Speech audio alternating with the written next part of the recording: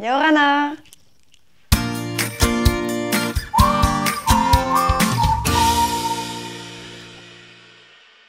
Aujourd'hui, je vais vous parler de la Polynésie, ce véritable paradis terrestre où tout est réuni pour faire le plus beau des voyages.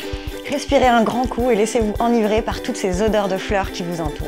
Des incroyables lagons avec des dégradés de bleu à perte de vue. Tout ça sur un son de ukulélé et bien sûr avec le sourire des Polynésiens.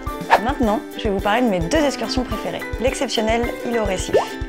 Une journée en bateau, vous partez, vous traversez pendant 1 heure la mer, vous chassez le poisson, vous arrivez pour faire un petit barbecue en vous arrêtant avant, faire du snorkeling dans un aquarium naturel, ça c'est sublime, et puis vous marchez et s'ouvre à vous un panorama incroyable. Du jamais vu au monde, c'est très surprenant, ce sont des paysages en fait de coraux, mais vous avez l'impression d'arriver sur la lune avec un mélange de couleurs, du noir au bleu, au vert, c'est unique au monde. Maintenant, on part en kayak.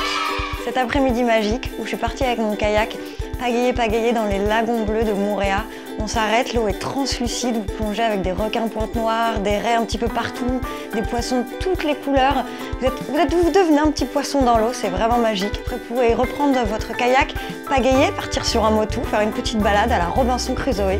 Puis vous reprenez votre kayak et rentrez tranquillement comme si de rien n'était. Maintenant, le mot tatouage trouve son origine dans le mot tahitien ta-taou. Ce mot signifie en réalité dessiner, marquer. Il vient de l'expression ta, a, tua, qui signifie ta, dessiner, marquer, et atua, les esprits. En effet, les membres de la population marquaient ainsi leur corps en fait pour concilier la protection, la grâce et les faveurs des esprits. C'est donc le capitaine Cook qui a ramené ce mot.